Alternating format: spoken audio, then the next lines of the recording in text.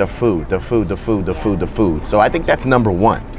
That's what's gonna make your waist thick. Number two is a little bit more frequency and going heavy. I think number two is even way down the line though.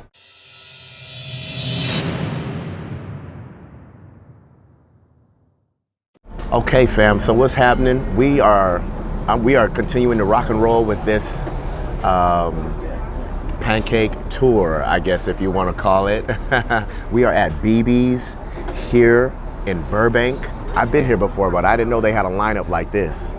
So I'm looking at the lineup, I'm excited.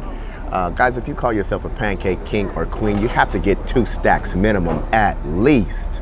Okay, so we're gonna try 2 flavors on here, and we're gonna have fun with it. I have the beautiful, yes, the beautiful, delicious Dani Phelps here. Crumble, they don't know too much about that one, huh? They don't know that yet. Yeah, so we're gonna just be talking over pancakes, guys. I haven't earned them quite yet today. The training is gonna be after this. You know that. But we're gonna have fun having the pancakes first and then putting these pancakes to the muscle afterwards. I already see some flavors that jump out at me. I have some questions that some guys have asked and wanted me to touch on over these pancakes, and I think it's gonna be fun. All right, then aside from that, gotta throw some protein in there, fam. Okay, it can't just be pancakes by themselves. Guys, we're gonna do like a sweet one, or like a chocolatey one, and a fruity one. So it's gonna be the s'mores one, guys, and I'm gonna do the Pacific Island, because I love pineapple. So this has bananas, coconut, and pineapple, caramelized walnuts, yeah. I'm just gonna do an egg white omelet. Also your chicken apple sausage. So I have chicken apple sausage, okay. What else? Then I'm gonna do 2 pancakes here. I'm gonna do your Pacific Island. Pacific pancakes. Uh-huh. What else? Could I add macadamia nuts to that? Yeah, sure. Okay, would love to do that. And then I'll also do your s'mores. 1 s'more. I think it's a good time right now to just answer some of the questions that I asked you guys to ask me on my Instagram story, and have a few here. So we're just gonna have fun with it. Answer these things to the best of my abilities, and give my best insight on them. Okay, you ready for question 1? Question 1, ready for it.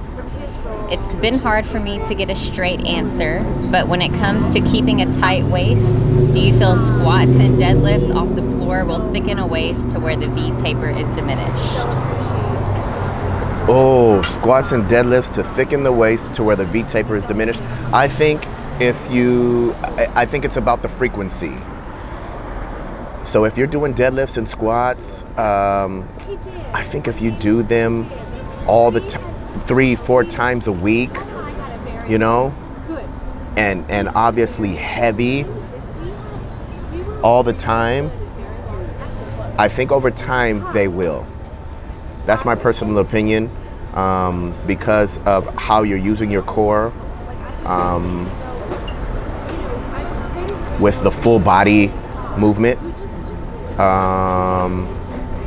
Yeah, I think over time it will, and it depends on the frequency and going heavy.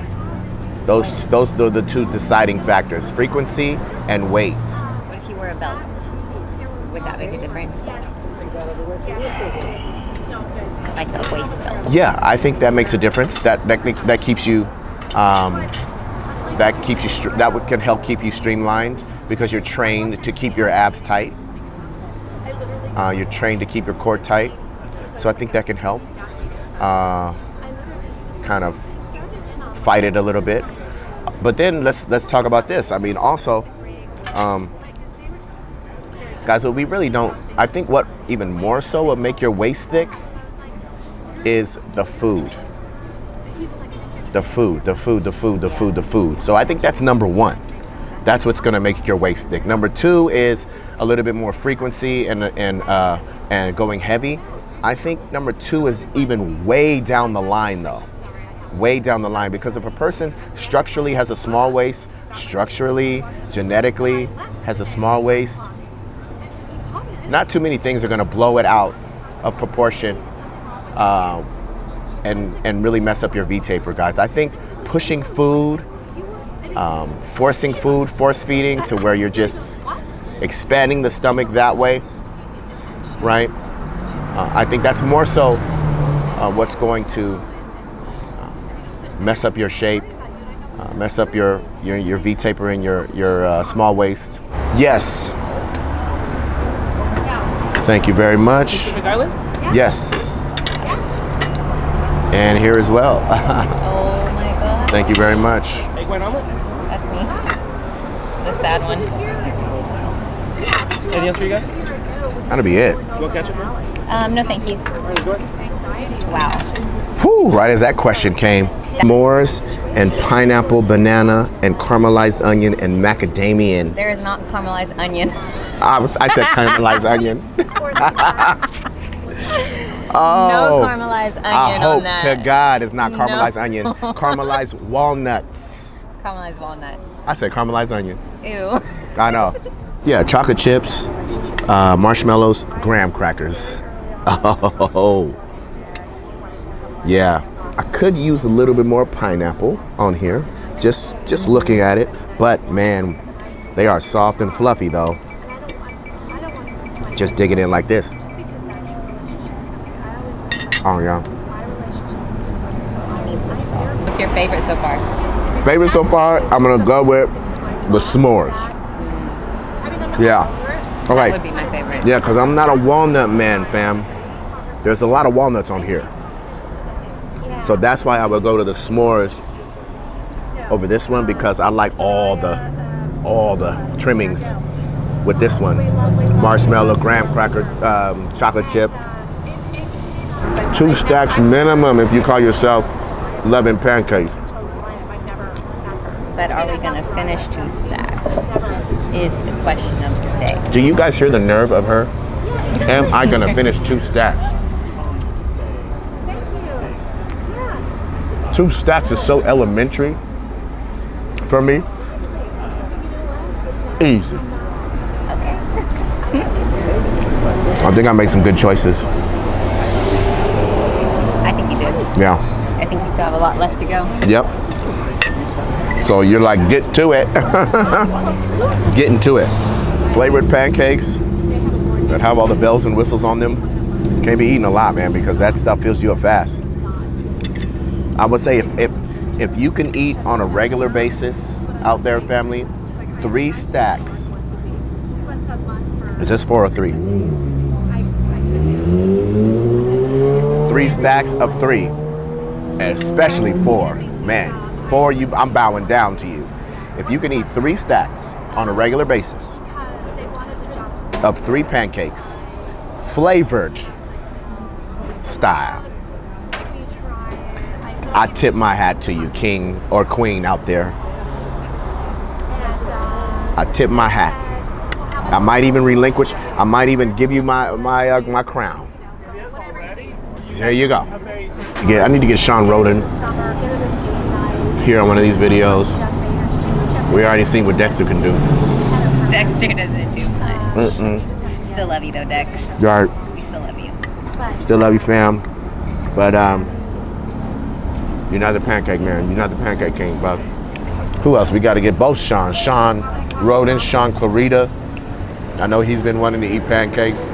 Raymond. Hele messages me and like, she's like, when are we going to eat pancakes? So Hele, we're going to do it. I think it would be dope to do like a video with George and have a back day. Yeah, I think that would be dope. Put all that. You guys already know about George's back. Put all that, all those pancakes to that back, big back muscle. My delicious, lovely thing here, guys.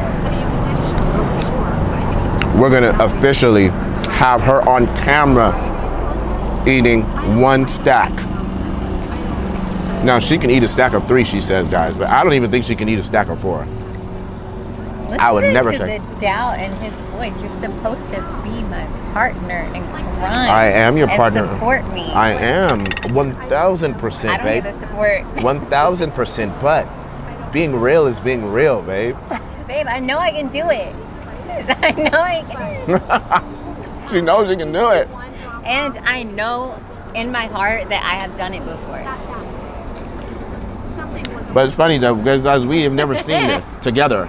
We've never seen it. We've never witnessed it. I remember this one time, I ate a whole stack of pancakes. The cupcake one from IHOP. I was struggling on the last bite. I remember. I was struggling on the last bite, but I did it. Is that a stack of 3 or a stack of 4? The IHOP pancakes. The pancake one the cupcake one comes in 4. Oh, Yes. really? Yes. That's right. You could get 3 or you could get 4. But we'll do it on camera. I don't know when because I'm not eating pancakes today because I'm in prep. That's why I have an egg white spinach pancake. And I'm watching him eat the real things. Yes. But Watch. after the show, we will do it. Her first show back, guys. Refeed. Her first, she's making a kind of a comeback, I guess you would say. She's taking a year off.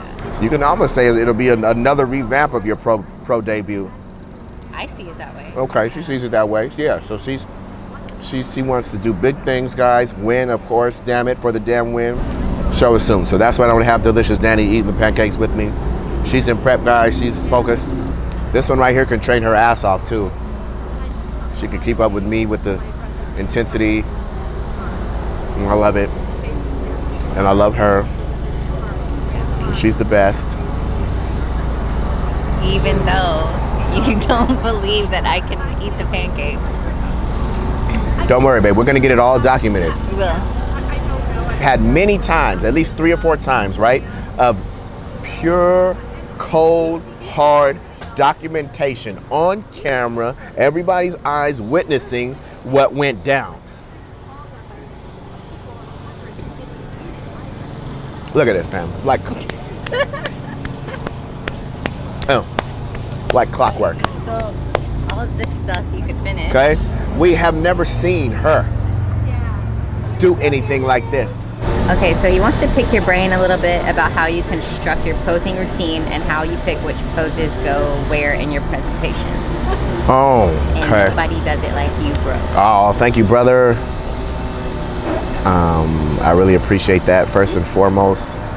And, well, my style is smooth, sultry, fluid, flowing music, really soft, sensual, and but I do like a beat in my routine. So it's not without a beat. Actually, I've had not a beat, and just with the woman singing. So I could go all over the place as far as in that spectrum, smooth, fluid and flowy, fluid music. I just know what poses I look the best in. Okay, so I'm going to really give you a lot of front double bicep, give you a lot of back poses, straight on with the legs, with the striations. So you just know what poses you look best at, or really are your wow factor poses. And then what I like to do with each transition, I like to go up, down, to one side or the next, right? So if I'm starting up, when the beat hits another, what do they call those, bar or whatever, then we go down maybe on the next one and hit him with another back bicep leg shot, and then we might change to being down again and float to the side with another back and leg. So it's just a lot of up and down, side to side, showing your best features, your best body parts. I like to really put on a show and be entertaining. So I just think about different things that people aren't doing out there to incorporate in my routine. Okay, so I don't see a lot of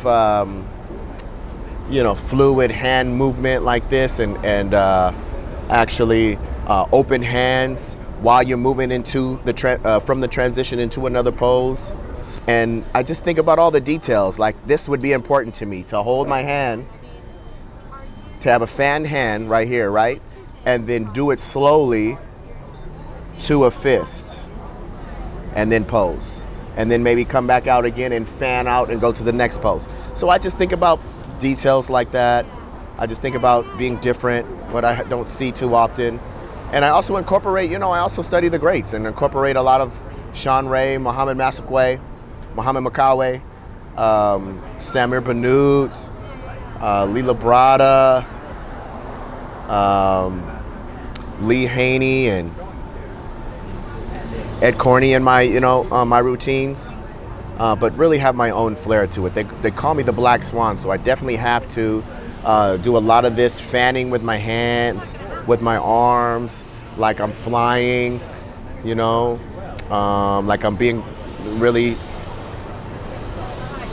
just being one with the music and being fluid with the music. I think when you do that and you do it slow and methodical like that, it's just a beautiful thing to watch when you're in tune with the music, right?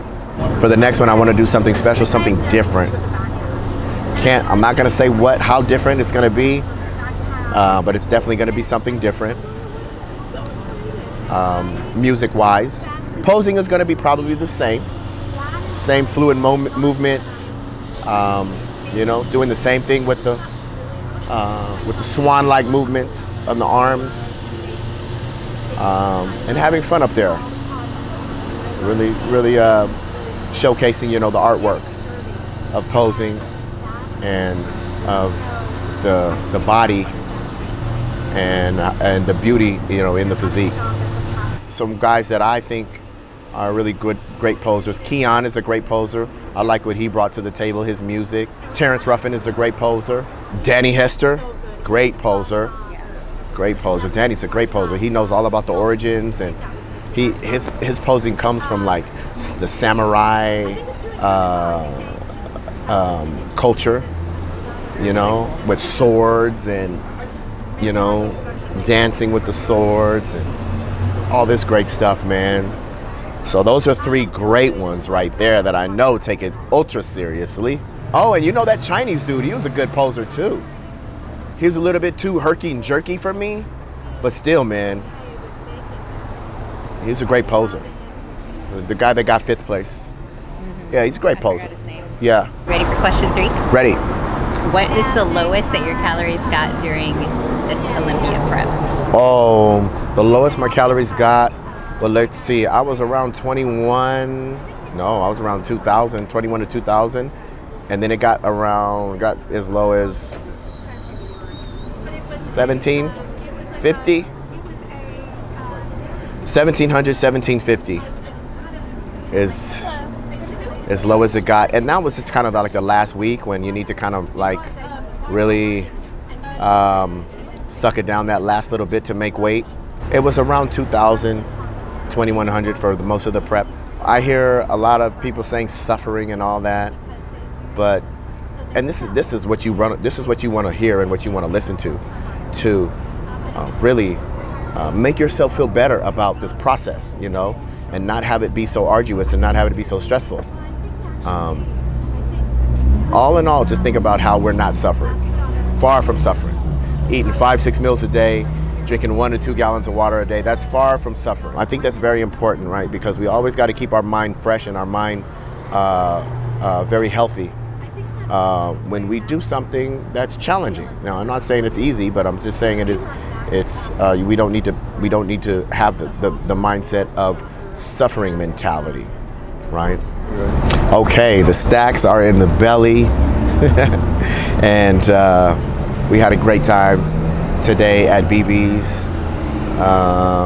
Now we have to go earn the pancakes, guys, but I appreciate you guys. Always much love.